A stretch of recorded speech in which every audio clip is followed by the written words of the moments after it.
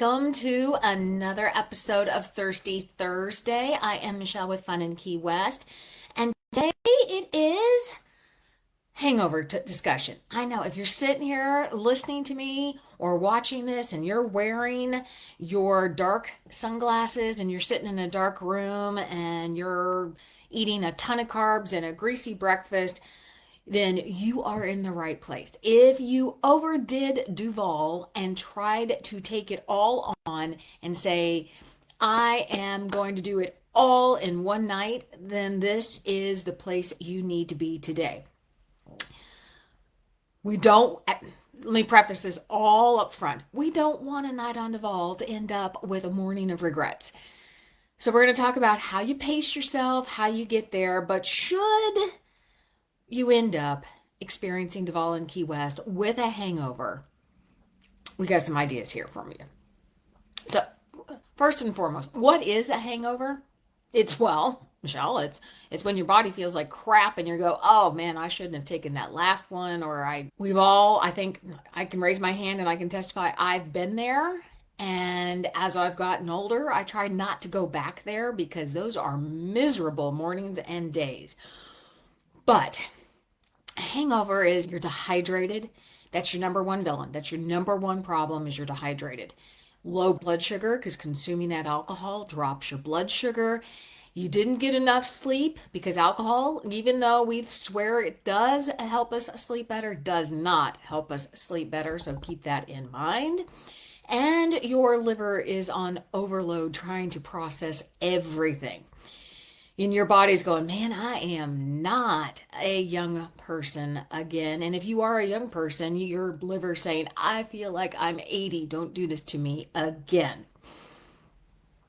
So if you are in Key West and you wake up one morning and you've had too much, or let's say you're out training for a swim around the Key West or a 5K or a triathlon, check out one of the IV services in Key West. You have IVs at the Keys and Hangover Hospital.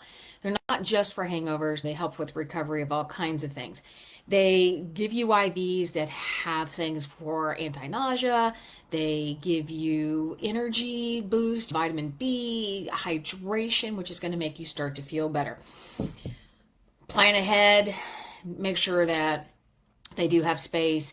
I have never done one of those. So if you have had an IV for recovery or for a hangover, let me know. I have this thing about needles, so I haven't done it, but I would love to hear if you want it, if you've done that. There's some old cures out there, I'm going to say with air quotes, to help you get through or over a hangover. In reality, we all know there's nothing but time that is going to make you feel better.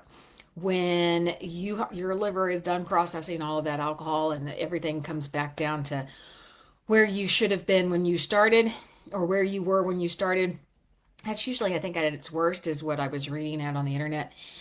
But we've all been there. We've tried it all, the cold showers, the coffee, all of that. But here's some tips. If you don't do the IV route or do the IV route, stay hydrated. Water is going to be your friend. Get coconut water, one of those electrolyte drinks. Sip on it, don't chug it, but sip on it throughout the day. Water is going to be your friend. Rehydrating your body is really going to help you out. Grease is your friend as well. Greasy foods, carbs, that is going to help your body bring back up that sugar level. So get a Cuban sandwich from Cuban Coffee Queen. Go over and grab a wonderful greasy breakfast from Pepe's or Harpoon Harry's. That's going to get something for you. Grab some coffee. If coffee and caffeine help you give you that bolt that gets you through the grogginess, it's not going to probably make you feel better, but it's going to probably get you through the grogginess. If your tummy's upset, think, when you go in and grab, some tea, go herbal. Go peppermint to soothe your tea or ginger tea to soothe out your stomach. If you have the opportunity and you can just lay in the hammock or sleep by the pool or go to the beach and sleep it off, that's not going to be a bad thing.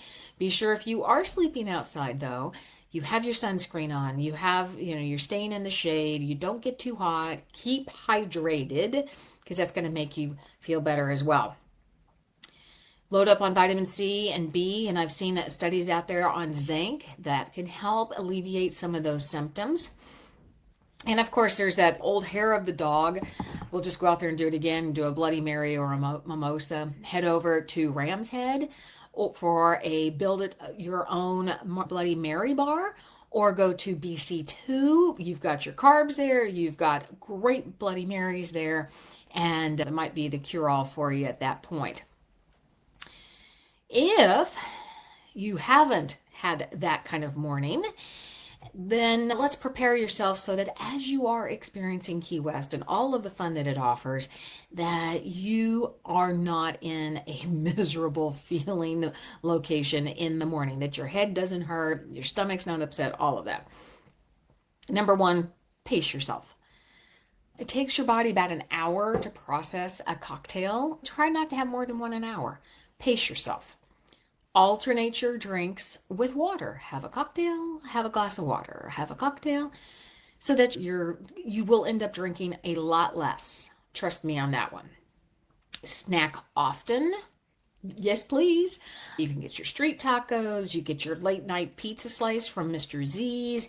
But number one, that mistake, don't drink on an empty stomach. So get something to eat first, then enjoy your evening. Don't mix it all. You've all heard the story. Stick to something. So if you go to beer, to wine, to tequila, to shots, it's gonna end up ugly. Don't do that. Take breaks. You don't have to go from bar to bar to bar to bar. There are so much fun things to do in Key West that you can pace yourself, take breaks, go hang out at Mallory Square, stroll the historic seaport, go window shopping in Duval, pop in and out of the galleries. So much fun things to do. Take breaks.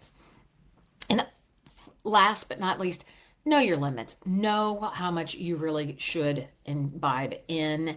And if you are going on a charter boat or on a morning excursion out in the water, know that you probably don't want to feel that bad out on the water, because then that's not much fun and you've spent all of that money and it's not a very fun trip. Be prepared. If you have the opportunity and you have a fridge in your room, stock your fridge with fruit, things, water, coconut water, hydration things. Have your electrolyte tabs pop into some waters, a plan to sleep in. So don't go out and overdo it and have to be up early to get on that charter boat. Make sure if you're traveling with a group that you're like, okay, guys, let's do a round of water. Watch out for each other. So whether you are in deep recovery mode or prepping for fun out on Duval, there are ways to still enjoy the Keys, not end up on one of those Facebook pages of examples of people who have had too much. But if you have had an evening where it went a little too much, first and foremost, I want you to make sure you're safe. So always stay safe. But try those IVs. Try some of those old-fashioned hangover cures. Don't take Tylenol. If your head hurts, try aspirin or Motrin or something like that.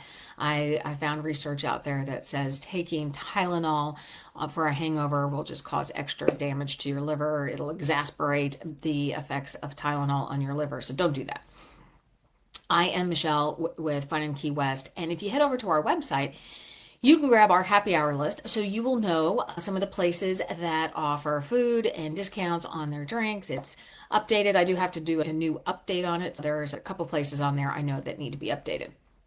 You can also on our website sign up for our book club, but you can also check out all the places that you can try out for cocktails and fun in Key West. That's why it's called Fun in Key West. Let me know your hangover cures and what do you do and how do you stay sane and in check whenever you are on Duval. Love to hear it. Let me know. Send me a DM, put it in the comments below. You guys have a great day. Stay safe, and we'll talk to you later. Bye.